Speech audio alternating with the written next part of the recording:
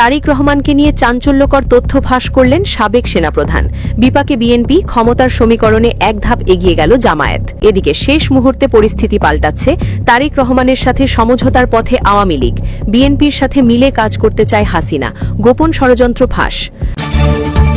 জানাবো, ক্ষমতায় যেতে হাসিনাকে দেশে ফেরানো সহ ভারতের সাথে যে গোপন ৩ চুক্তি বিএনপির, প্রকাশ্যে গোপন নথি। এর আমিরকে ফাঁসাতে গিয়ে ধরা খেল তারেক রহমান।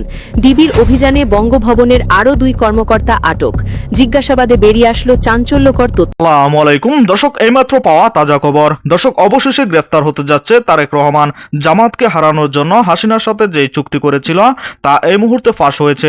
দর্শক, এ বিষয়ে বিস্তারিত দেখতে পারবেন এই একটি ভিডিওতে, তাই 1 সেকেন্ডও না টেনে পুরো ভিডিওটি দেখবেন। চ্যানেলে নতুন হলে সাবস্ক্রাইব করে রাখবেন পরবর্তী আপডেট পাওয়ার জন্য। ভিডিওতে একটি লাইক করে দেখতে থাকুন সম্পূর্ণ ভিডিওটি। ঢাকা থেকে শুরু করে সুদূর গ্রাম বাংলা, সবখানেই এখন এক অদ্ভুত থমথমে পরিস্থিতি। সরকারি অফিসগুলোর দিকে তাকালে কর্মকর্তাদের চোখে মুখে এক অজানা আতঙ্ক দেখা যাচ্ছে।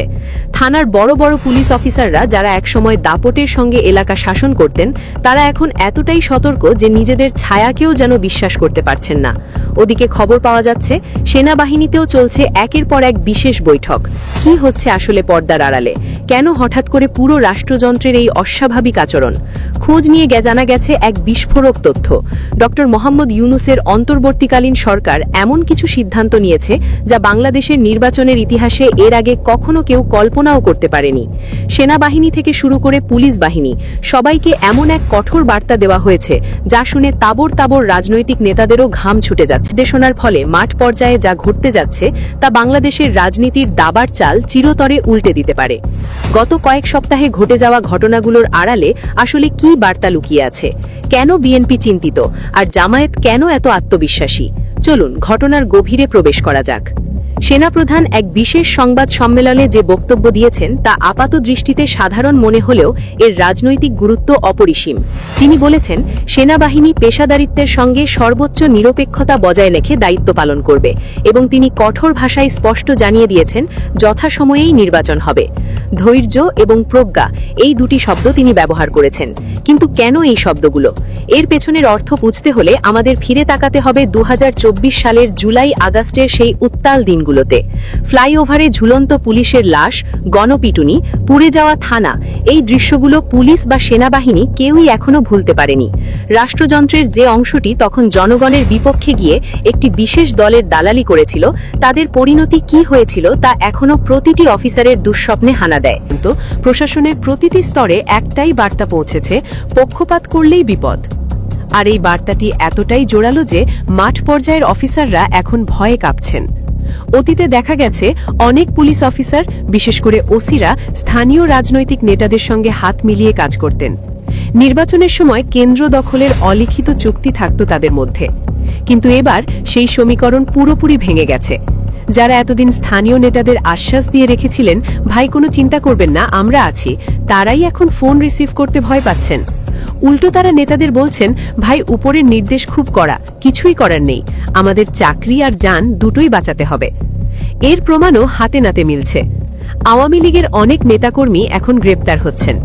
অভিযোগ আছে এই গ্রেপ্তার ঠেকাতে বিরোধী দলের কেউ কেউ বা স্থানীয় প্রভাবশালীরা টাকা পয়সা নিয়েও তদবির করতে গিয়েছিলেন। কিন্তু পুলিশ সোজাসাপটা জানিয়ে দিয়েছে, কোনো সুপারিশ বা লবিং কাজ করবে না। ওপর থেকে নির্দেশ আছে, অপরাধী যেই হোক, ছাড় নেই। এই যে পুলিশের মেরুদণ্ড হঠাৎ সোজা হয়ে দাঁড়ালো, এর কারণ কি? শুধুই চাকরি, নাকি এর পেছনে কাজ করছে সেই জুলাই মাসের ট্রমা? বলছেন, পুলিশ এখন বুঝতে পেরেছে রাজনৈতিক দলের সরকার আজ আছে, কাল নেই, কিন্তু জনগণ সব সময় আছে। আর ক্ষুব্ধ জনগণের রোষানল থেকে কোনো রাজনৈতিক দল তাদের বাঁচাতে পারবে না। এই পরিস্থিতিতে সবচেয়ে বড় চিন্তায় পড়েছে বিএনপি। দলটির নীতি নির্ধারকরা হয়তো ভেবেছিলেন আওয়ামী লীগ সরকারের পতনের পর প্রশাসন স্বাভাবিকভাবেই তাদের পক্ষে কাজ করবে। বাংলাদেশে ক্ষমতার পালাবদলে সাধারণত এমনটাই ঘটে। কিন্তু ডক্টর ইউনূসের সরকার এবং বর্তমান প্রশাসনের মনোভাব তাদের সেই পুরনো কৌশলে জল ঢেলে দিয়েছে। প্রশাসনকে ব্যবহার করে নির্বাচনী বৈতরণী পার হওয়ার যে সনাতন পদ্ধতি, তা এবার আর খাটছে না। বিএনপির মাঠ পর্যায়ের নেতারা এখন বুঝতে পারছেন, প্রশাসনের উপর ভরসা করে বসে থাকার দিন শেষ। ক্ষমতায় যেতে হলে তাদের যেতে হবে জনগণের দ্বারে। ভোট চাইতে হবে স্বচ্ছভাবে। এটি তাদের জন্য এক নতুন চ্যালেঞ্জ, যার জন্য হয়তো তারা পুরোপুরি প্রস্তুত ছিলেন না। প্রিয় দর্শক, সম্পূর্ণ ভিডিওটি দেখলেন, অবশ্যই বুঝতে পেরেছেন ভিডিওটি গুরুত্বপূর্ণ ছিল। দর্শক, এই ভিডিওতে যে তথ্যগুলো আপনারা পেয়েছেন এ বিষয়ে আপনাদের কি মতামত তা অবশ্যই কমেন্টে জানাবেন, এবং পরবর্তী আপডেট ভিডিওগুলো সবার আগে পেতে চ্যানেলটিকে এখনই সাবস্ক্রাইব করে রাখুন। এই মুহূর্তে বিদায় নিচ্ছি, দেখা হবে পরবর্তী কোনো ভিডিওতে। সে পর্যন্ত ভালো থাকুন, সুস্থ থাকুন। আসসালামু আলাইকুম।